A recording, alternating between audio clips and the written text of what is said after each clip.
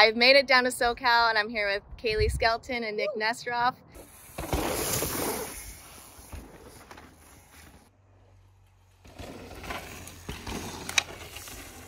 And they are fellow Ari, formerly known as Fazari riders. Super excited to be riding with them, and hopefully we can get to know a little bit more about them, learn about what kind of racing they're going to be doing this year, maybe some inside scoops of how they train and how they eat, and check out their bikes. Everything in the mix. Hopefully you guys can get to know them better and see what it's like to be a power couple that races together. And meet their dog, Berkeley. Berkeley, say hi.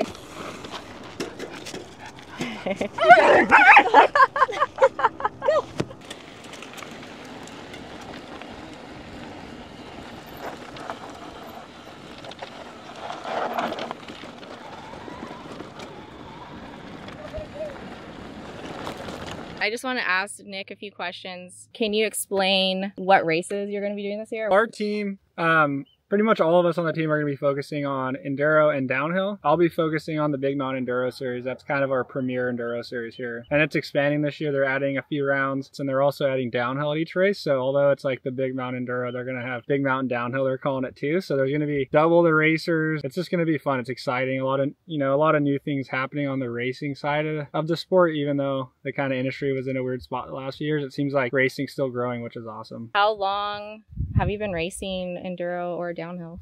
Started racing downhill when I was 9 years old, so it's been about 15, 16 years now. Oh, wow.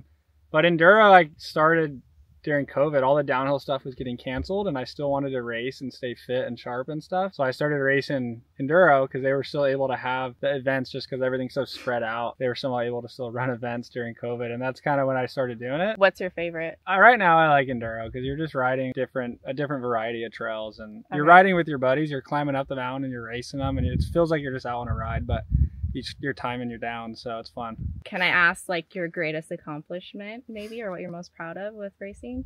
I was on the American Worlds team for 7 years, 2 years as a junior and 5 as an elite, which I'm stoked on. And then my first year in enduro, they were having the Trophy of Nations, which is like a team race. They take 3 people from each country, and it's like a world championship, but a team style, and US got 3rd.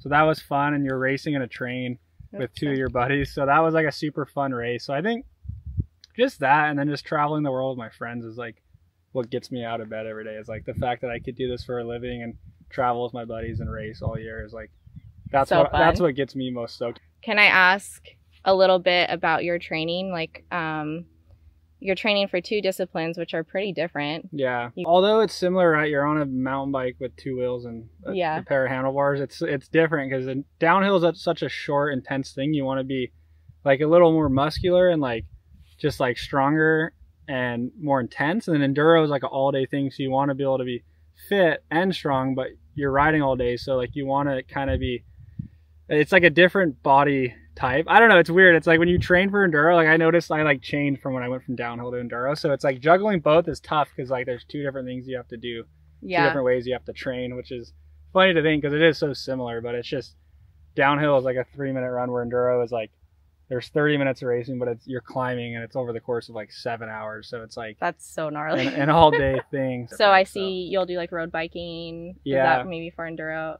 Yeah, I mean, a lot of downhill guys ride road bikes too, but it's different. The downhill trail rides and road rides those guys are going for like an hour, hour and a half, just super quick and fast. But enduro is like, when I get on the road bike and I'm training for enduro, it's a 5 or 6 hour ride. Gnarly. It's a lot less, I guess, intense. The speed you're going or the pedaling you're putting in when you're training. Do you have a trainer, or is there like a program you follow, or just intuitive? Like, I feel like I need to go on a road bike ride this many times a week. I need to ride trail every day. I don't know. Yeah, it's funny. I've had trainers in the past, but I kind of learned what to do just on my own. And now I feel like I'm pretty good at like setting a schedule and staying like self-disciplined. A lot of people need a trainer to keep them disciplined and on track, but I feel like I do a good job of that just because of like how much I love the sport. I kind of make my own schedule. This is our backyard dojo. Mojo Dojo Casa House.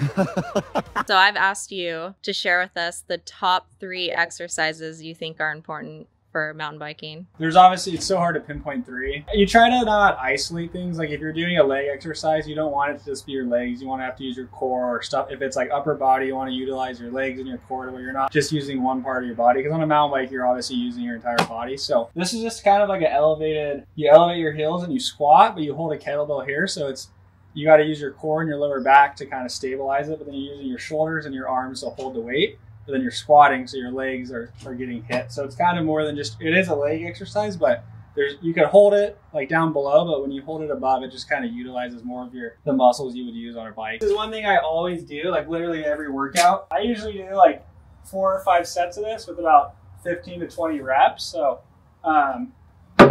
mountain biking in specific, because it's not really like, you don't want to be huge, right? You want to be fit and strong, but you want to be super flexible and mobile in case you have a crash. So I usually use a lighter weight and do a higher rep. That's a really good kind of lower body exercise that uses more than just your leg. This is just a deadlift. It's just a different type of bar. This is like staple move for mountain biking. I mean, obviously everyone deadlifts, but I feel like for mountain biking it's so important because you got to have good strong legs. Yeah, this is just a different style bar. I mean, you could use that bar, but this is just a really good exercise for mountain biking. And a lot of people will actually use lower weight, but you could use lower weight and like jump and get a little bit of a jump.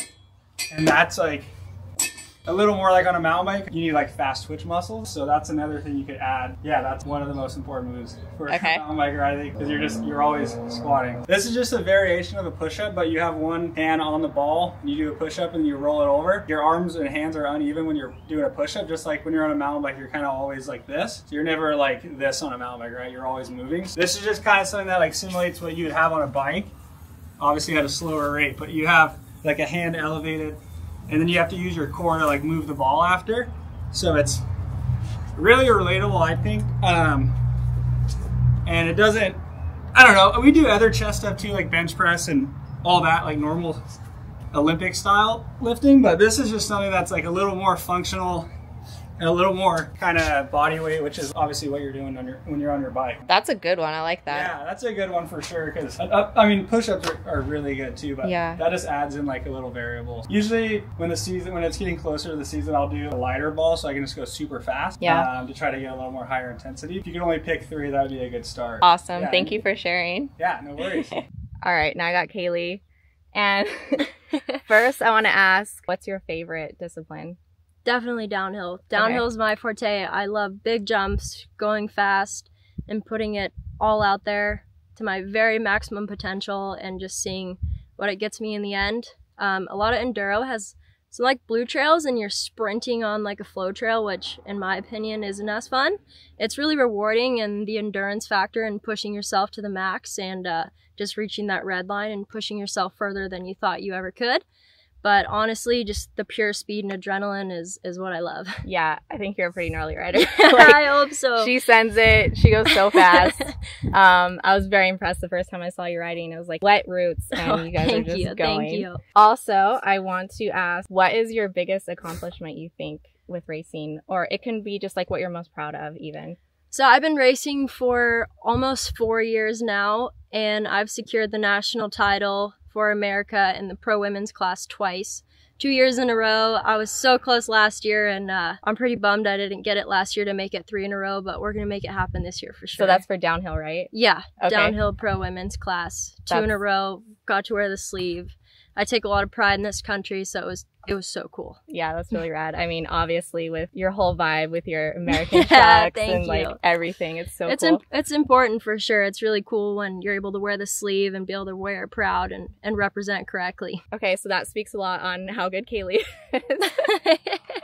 And then I already chatted to you a little bit about diet. Since we're at the farmer's market, I want to ask you, Kailey, a few questions. How do you guys usually eat? Everything organic. Always. I don't trust anyone. I always try to get my stuff natural, like local from farmers markets, whether it be like fruits or vegetables, herbs, anything. And then meat, always try to do clean, regenerative, locally sourced meat if possible. We eat a ton of beef, usually some pretty fatty cuts. We can get all the benefits from that, collagen and all the goodies that come with that, more amino acids and just pure protein. We mainly just eat clean, no like junk processed stuff. Everything's pure. and we feel amazing. I noticed, so we went to barbecue last night. The food you got, it was just a plate of meat. Yes, literally just a plate of meat. Is there anything you cut out, or like what's your main diet do you stick to? I mainly just eat, if I eat a carb source or anything processed, I don't eat anything processed actually. I just like sweet potatoes, like jasmine rice because it's clean, and then just mainly just fruit, vegetables, and honestly mainly meat. Like just get all of the nutrients from that. It's like the most bioavailable source for minerals, vitamins, every type of nutrient you'd ever want comes from beef. On a race day, specifically enduro, do you try to eat more carbs? Yes, like sweet potato or something? Breakfast I'll have like sweet potato or rice or just normal potatoes. And then throughout the day, like a whole bunch of fruit, just because that sugar is like really fast burning and you can get energy quick. And then you just stay with it. We'll bring like rice with us or potatoes in our bag instead of like... While you're riding? I try not to do like bars or crap like that just because it's all processed and I don't want all that junk in me. But sometimes I'll eat a bar. That's really cool. Can't be that strict on days like that. But that's pretty hardcore to do while you're racing. Bananas all day, those are the best. Hydration. Don't even get me started. Are you pretty good at being hydrated? Oh yeah, salt and lemon in my water all the time. That's the go-to. Morning and night? Oh yeah, even throughout the day. Okay. As a female, you're always around the men and always. Nick, can you think, is there something that is the most important that you need to focus on, like compared to the men maybe, or like maybe something that is harder for women for riding? I would say personally, trusting that I have my own abilities and my own ball court. Confidence. Yeah, having confidence in my own skills.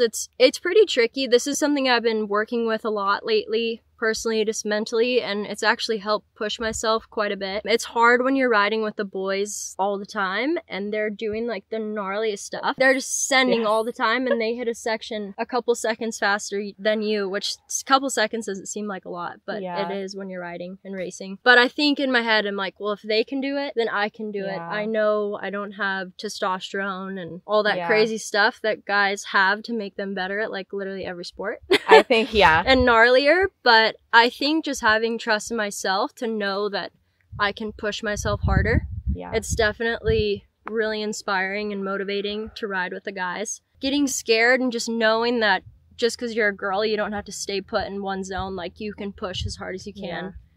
And I just been like lately, I try to be gnarly. I'm just trying to push like and scare myself. The other day we did a real big gap and I was like, I don't know, like it was the first time I got my nerves up. I saw it. It was in big. A long time, and I was like, I have to do this stuff if I want to be the best that I can be. So we were taking off from here and landing. You kind of see like the third little hump. rock, yeah.